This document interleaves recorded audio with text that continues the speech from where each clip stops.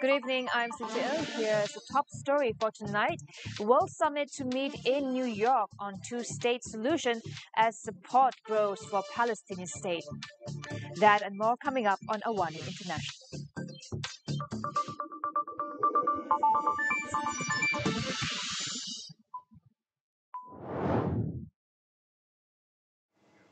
France and Saudi Arabia will host a summit in New York to rally support for a two-state solution as more nations move to recognize Palestine despite opposition from Israel and the United States.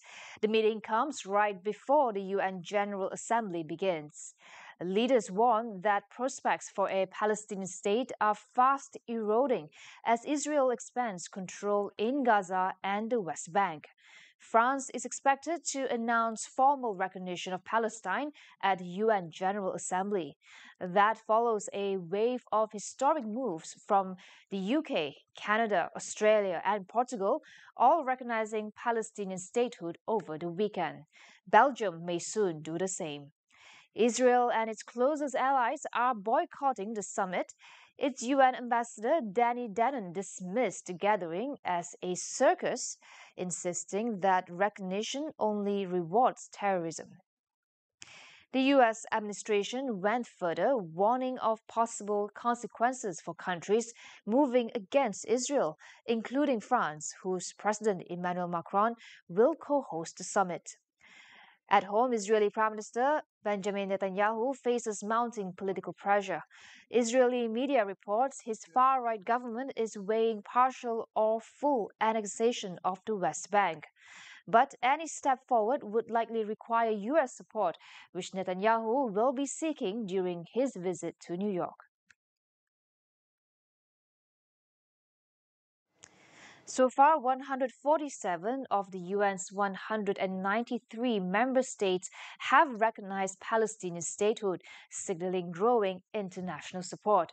But experts stress that recognition remains largely symbolic. It does not alter Israeli actions on the ground, nor does it grant Palestine a seat at the UN, a decision that can only be approved by the Security Council, where the United States has already used its veto power. Victor J. Willey, Executive Director of the Middle East Institute Switzerland, describes these moves by several Western powers as political acts aimed at pressuring Israel.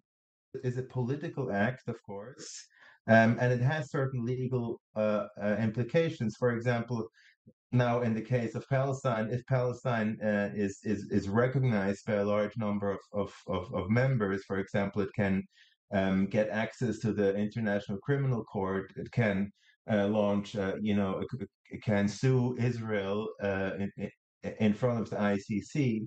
That has certain legal implications. So in that sense, it has legal implications, but the recognition itself does not make, an entity like Palestine into a state, because Palestine has no sovereignty on its territory, or very limited in the West Bank, definitely not in Gaza. Although some have framed it as a political move, government leaders have stressed that recognizing Palestine is a necessary step towards achieving peace. We are seeing the Israeli government continue to provide support for illegal settlements and an expansion in the West Bank. We're seeing a catastrophic humanitarian crisis unfold in Gaza. The idea that Israel is just sitting back waiting to negotiate is not what is happening here. This is about the world saying enough is enough. We want peace and security in the Middle East. This is Australia playing a role. So this is a historic step and a moral step, which we're taking alongside our allies to recognise the state of Palestine in order to keep the hope of the two-state solution alive at a time when there is a real risk that it is in peril as a result of the devastation in Gaza, the continued holding of hostages and the expansion of settlements. And if we don't act now, the risk is that everyone will will just turn their backs on the two-stage solution that is the only lasting way to get peace and security for the region. That is why it's so important. Stay tuned for more after the break.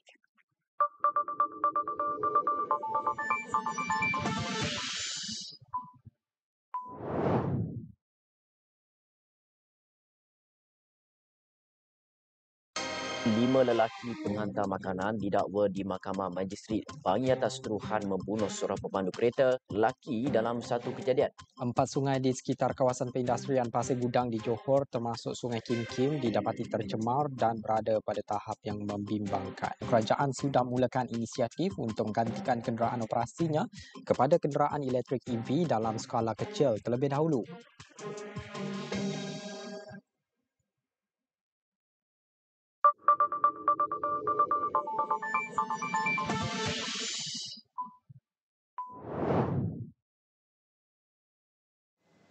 Welcome back. Leaders of the Regional Comprehensive Economic Partnership, or RCEP, will meet in October to discuss expanding membership and boosting trade. Investment, Trade and Industry Minister Tengku Datuk Sri Zafrul Abdul Aziz says the summit, RCEP's first in 5 years, will be held alongside the 47th ASEAN Summit in Kuala Lumpur. In an interview with Reuters, he said the meeting will tackle issues important to RCEP members and highlighted broad support for multilateral frameworks despite concerns over China's influence. RCEP is the world's largest trade pact, bringing together all 10 ASEAN member states as well as China, Japan, South Korea, Australia and New Zealand. The bloc last met in 2020 when leaders signed a landmark deal to cut tariffs, boost investment, and ease the flow of goods. The pact has gained fresh momentum after US tariffs under the Trump administration hit Asian exports with levies of 10 to 40%, with major ASEAN economies facing rates around 19%. China has urged members to strengthen multilateral ties in response. Tariffs are expected to dominate talks during this week's ASEAN Economic Ministers meeting, with US Trade Representative Jameson Greer scheduled to attend. Turkey has ended retaliatory tariffs on a range of U.S. imports ahead of President Recep Tayyip Erdogan's visit to the United States. The tariffs, which had applied to cars, fruit, rice, tobacco, alcohol, and certain chemicals, were first imposed in 2018 in response to U.S. tariffs under President Donald Trump's first term. Erdogan is in New York this week for the United Nations General Assembly and is scheduled to meet Trump at the White House on Thursday. Trump has said he expects trade and military deals to be finalized during the visit. The US has applied a 15% tariff on most Turkish imports since August, but Ankara has not retaliated. Erdogan and Trump have a checkered history. While they shared a close personal bond during Trump's first term, relations were strained over US support for Kurdish fighters in Syria and Turkey's 2019 purchase of Russian missile systems. That purchase led Washington to cancel a planned sale of F-35 fighter jets to Turkey and remove it from the joint production program. India is pushing back after US President Donald Trump suddenly announced a $100,000 fee for H-1B visas over the weekend, sending shockwaves through tech companies and visa holders. The H-1B program allows US firms to hire skilled foreign workers in areas like IT, healthcare, and engineering for up to 6 years. India has been the largest beneficiary, receiving 71% of approved visas in 2024. India's External Affairs Ministry criticized the move, calling it disruptive for families and warning of potential humanitarian consequences, while emphasizing that skilled worker exchanges have benefited both countries. The White House says the program has been abused to undercut American wages, claiming companies are laying off U.S. workers to hire cheaper foreign labor. H-1B workers now make up 65% of the American workforce. The new $100,000 fee, which is 60 times the current cost, came into effect on Sunday. IT firms with clients including Apple, Walmart, Microsoft, Meta and Google are among those affected. On Monday, shares of India's largest IT companies, including Infosys and Tata Consultancy Services, fell sharply in response. A bipartisan group of U.S. lawmakers made a rare visit to Beijing on Sunday, telling China's Premier Li Qiang that the world's two largest economies need to step up engagement after years of strained ties. It was the first House of Representatives delegation to visit China since 2019, following a call last Friday between Presidents Donald Trump and Xi Jinping as both sides seek to stabilize relations. The American delegation was led by Democratic Representative Adam Smith. Lee described the visit as ice-breaking and said it would help further bilateral ties. The delegation also met with Chinese Defense Minister Dong Jun in a rare move aimed at bolstering military-to-military communication. Tensions between the two countries have been driven by trade disputes, U.S. restrictions on semiconductor chips, TikTok ownership, South China Sea activities, and issues surrounding Taiwan.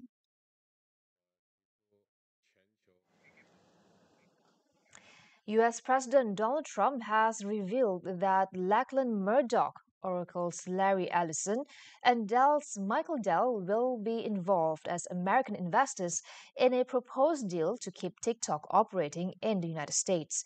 The agreement would transfer TikTok's U.S. assets from China's ByteDance to American investors with majority stake held by U.S. firms.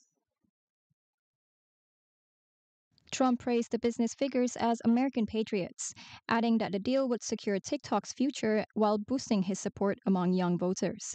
ByteDance would retain less than 20% of the new joint venture, while investments would be channeled through Fox Corp and not directly from the Murdoch family.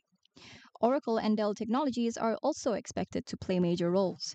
The proposal comes after the Trump administration declined to enforce a 2024 law requiring TikTok's divestment, instead folding it into broader economic talks with China. Critics have warned that such interventions mark a radical shift in U.S. capitalism and could hurt competitiveness.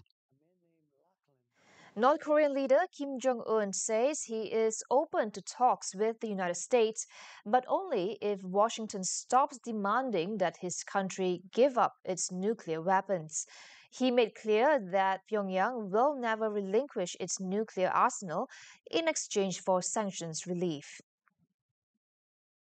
Speaking at the Supreme People's Assembly in Pyongyang, Kim recalled his past meetings with U.S. President Donald Trump, whom he met 3 times during Trump's first term, and described those encounters positively.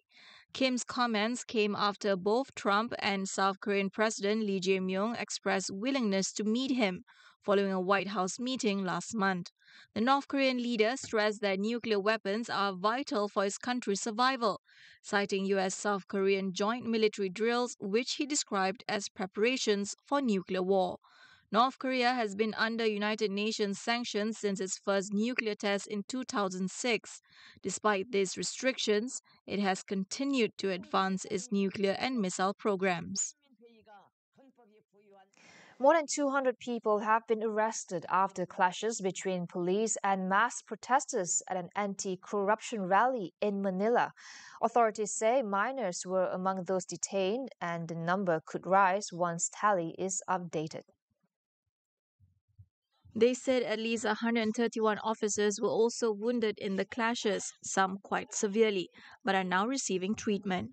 Tens of thousands had gathered Sunday to protest a corruption scandal involving ghost flood control projects believed to have cost taxpayers billions.